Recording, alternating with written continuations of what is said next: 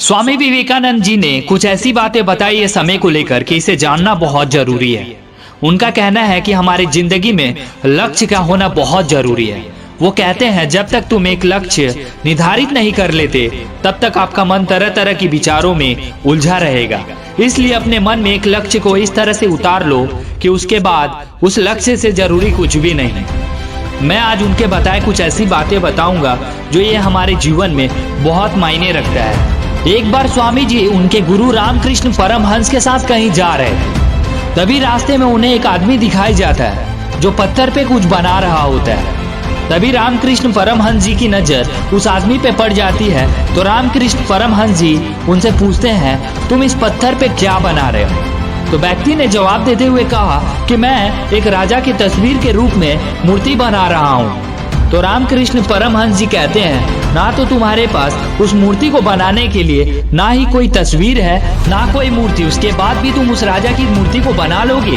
तो उस व्यक्ति ने जवाब दिया, ना ही मेरे पास कोई राजा की तस्वीर है और ना ही कोई मूर्ति, उसके बाद भी मैं राजा की तस्वीर को बना सकता हूँ क्योंकि मेरे मन में राजा की पूरी तस्वीर कैद है। और देखते ही देखते थोड़ी ही देर में वो राजा की तस्वीर को बना लेता है।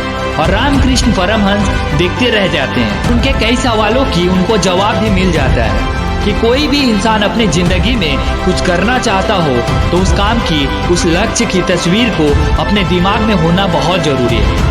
एक बार क्या होता है, स्वामी जी को एक नदी पार करनी होती है और वो पार करने के लिए नदी के किनारे खड़े हुए होते हैं और तभी एक साधु की नजर स्वामी जी पे पड़ जाती है। तभी वो साधु स्वामी जी के करीब आकर पूछता है, क्या आपका ये नाम स्वामी विवेकानंद है? स्वामी विवेकानंद जी ने उत्तर दिया, जी हाँ, मेरा ही नाम स्वामी विवेकानंद है। तो साधु पूछता है, आप यहाँ क्या कर रहे हो?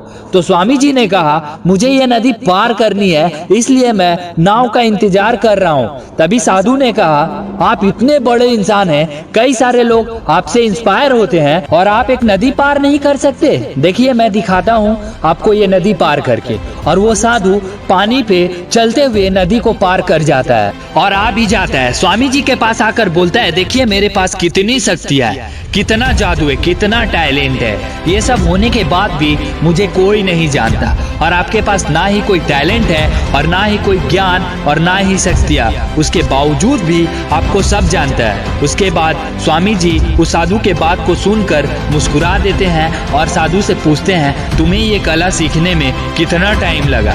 साधु ने बताया 15 वर्ष लगे। तभी स्वामी जी का नाव आ जाता है। स्वामी जी नाव में बैठते हैं और साधु बाबा को भी कहते हैं नाव में बैठने के लिए और नदी को पार करते हैं। और जैसे ही नदी को पार करते हैं स्वामी जी अपने जेब में से 1 रुपया निकालते हैं और उस नाव वाले को किराए के रूप में दे देते हैं क्योंकि वो लोग 2 व्यक्ति सवार थे उस नाव पर। उसके बाद स्वामी जी उस साधु बाबा को कहते हैं कि जो काम 50 पैसे और 1 रुपया में हो गया उस काम के लिए आपने अपना जिंदगी का 15 वर्ष बर्बाद कर दिया।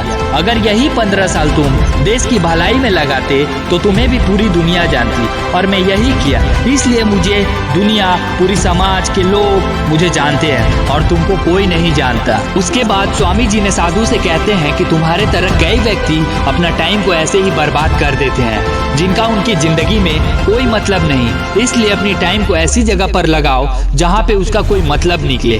क्योंकि अगर इस दुनिया में कुछ कीमती है तो समय, अगर कुछ अनमोल है तो वो है टाइम। अगर आपने समय को बर्बाद किया तो याद रखना आपका जिंदगी भी उसी तरह बर्बाद हो जाएगी। एक बार की बात है, स्वामी विवेकानंद बनारस में माँ दुर्गे के मंदिर से लौट रहे थे।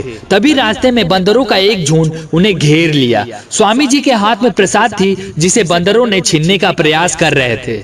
स्वामी जी बंदरों द्वारा इसी तरह से अचानक घिरे जाने और झपटा मारने के कारण भयभीत होकर भागने लगे।